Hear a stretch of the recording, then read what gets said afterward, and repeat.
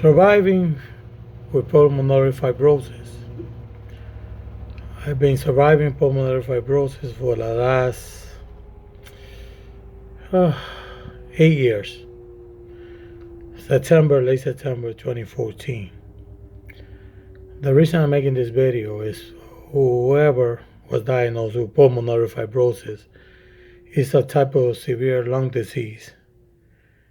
It's so you cannot be scared of it like I was at the beginning. It's my washer. Pulmonary fibrosis is a lung disease that disabilitates you in your health for a great deal. And the beginning years for me was a living hell. Coughing, driving my wife, my daughter crazy. They could not sleep because I was coughing 24/7, spitting a lot. But now, as you learn with pulmonary fibrosis, when you cough a lot, it's not your fault. It's basically your lungs accumulating phlegm, fluids. The fluid blocks your pipes, and that's what causes the cough. Sometimes you even lose your voice with pulmonary fibrosis. And the medication they give you, quite a bit. It could be devastating for you. You got to be careful. Because at the beginning, they were giving me a lot of steroids, and some of them were making me worse than better. Some of it was, I'm going to, in another video, present you the medication that was affecting my feet. I literally could not walk too much because my feet hurt so much. Not only was I short of breath, but also I had pain in my foot. It was the medication, it wasn't pulmonary fibrosis. So, this is how it started. Like I said, none of my family members, my parents both, thank God, they're still alive. My father is 80 years old. My mom is in her 70s. She doesn't want me to tell her age. I'm about to be 53 later in the year. And I come from good genes, basically. My grandparents, my parents, they lived up above the 80s, 70s. So I consider that good genes, considering a lot of people are dying at the age of 50, 40, and 60-something now. Well, basically, pulmonary fibrosis is a disease that you can walk. There's 3 types of pulmonary fibrosis. There's one is the person's basically lungs give up, and they need immediately to be assisted by the oxygen machine and need a lung transplant. 2 is the one that you might still be okay with pulmonary fibrosis, but you might be involved in, you might get an attack by something, and they need to put you on the waiting list for a lung transplant, like I am. On 3, which is my category, you basically just, get bad, but don't get worse. You stabilize and maintain yourself and everything, basically trying to survive. That's my case. And basically, one of my recommendations is definitely, I never smoked in my life, never took any types of illegal drugs, but yet I have pulmonary fibrosis. I found out later on, I sold a property, I own a house in the Bronx, in New York City. I sold it and lost a lot of money, but did not regret selling it because I think that the mold, accumulation of mold inside the wall, black mold, I suspect that was the cause of my pulmonary fibrosis. I had a central air condition. I wasn't getting any fresh air. So the mold was inside the wall. It smelled kind of funny, but I didn't know it was a mold. I was breathing that mold, spores, into my lungs. And I truly believe that's what got me sick. The case is out in the court system.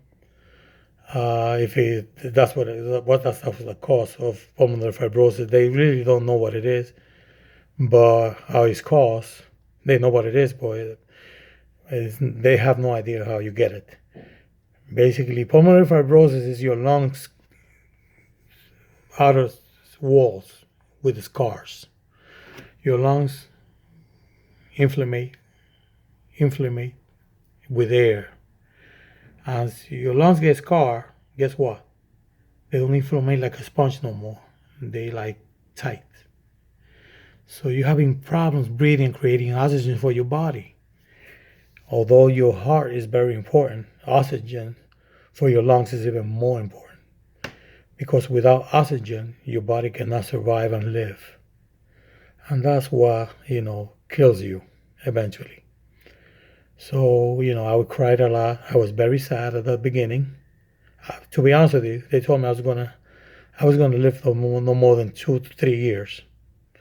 I proved that doctor wrong. Obviously, that was in 2015, and I really became really sad. Another thing I recommend for you if you got pulmonary fibrosis is not to get emotional. Emotions gets you sicker. I noticed that. When you get emotional, you inflame your lungs and you start coughing. That's the emotions, so you gotta calm down. Another thing is that you can't lift nothing heavy no more, like me. I used to weigh over 250 pounds. I can punch a bull to death. That's how strong I was. I don't test my strength no more. Because if I lift something too heavy, I'm going to start coughing and getting dizzy. So, that's one of the things you got to adapt. I hope that by making this video, I'm going to improve and put confidence in you that you can survive this. Not forever, but if you look at the point of, obviously a lot of people die, some die earlier than others. But if you take care of yourself like I have, you can live up to 8 years like I'm still alive.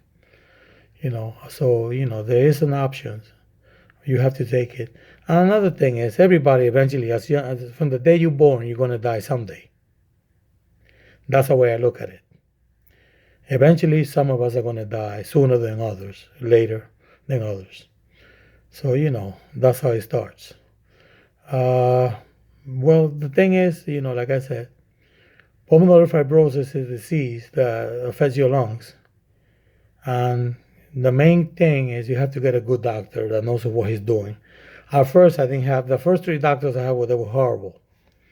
They were not sure what I had. They test me if I have AIDS, don't get the hepatitis C. There's a lot of things they think you have. Well, obviously after the blood test they give you and take on you, they find out that you don't have none of that.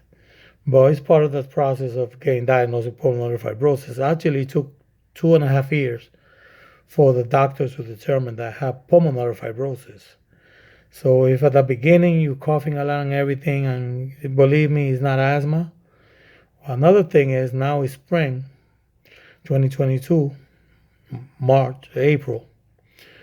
The trees, I'm allergic to pollen, so that makes it worse. But if you take, Benadryl or something for the allergies, it improves a lot. But it makes it worse.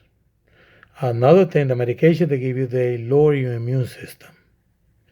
And this is where the danger is. The immune system, somebody's sick next to you, they get you sick with that. And you can't afford to get sick. You got to protect yourself like I've been doing.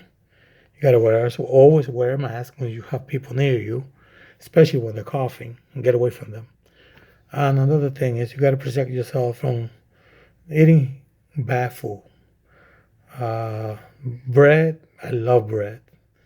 I love pizza, but that food is not good for you. I recommend steam and broil or baked food. No more fried food. You can still eat whatever you want. I still do. But if it's not good for you, not too much. Oil is not good for you. Avocado oil is wonderful. Coconut oil is wonderful.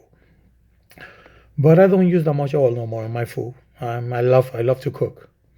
If you look at some videos I posted on my YouTube account, you see the food that I cook. I love food. But, that's part of life. I'm going to tell you in another video basically the medication that I've been taking, and the ones that have worked and the ones that have not. And I'm also going to tell you that if you have people smoking around you, you're not going to survive them that long. If you have a lot of people, you got to wash your clothes. You got to wash your bed sheets at least every 5 days because you sweat a lot. That's when your body sweats a lot. It's defending itself against inflammation in your body. That's good. That means your body's fighting the disease. At first, I thought it was bad, but it's good. The other thing is, besides sweating a lot, you get dizzy and everything. That's from the lack of oxygen. I have a device in my next video I'm going to put and show it to you that marks the level of the oxygen. Once it goes below 90, it's dangerous. And that's when you get dizzy and everything. You got to be careful. I always test my oxygen level at least every 3 days up to at least once a week to make sure my oxygen level is above 95. It's supposed to be normal. Oxygen level is 98, 99 if your lungs are okay. If you have pulmonary fibrosis and your oxygen level is 93, 92, 94, that's normal for me, that is. But, like I said, you got to protect yourself from, bad odors, strong odors. I don't like people with perfume around me no more. I don't wear perfume no more or whatever. So you got to take care of yourself. But one thing is, like I said, this is my 8th year. I'm still alive. Don't be scared. Hopefully, I will teach you and give you confidence in yourself that it's not the end of the world.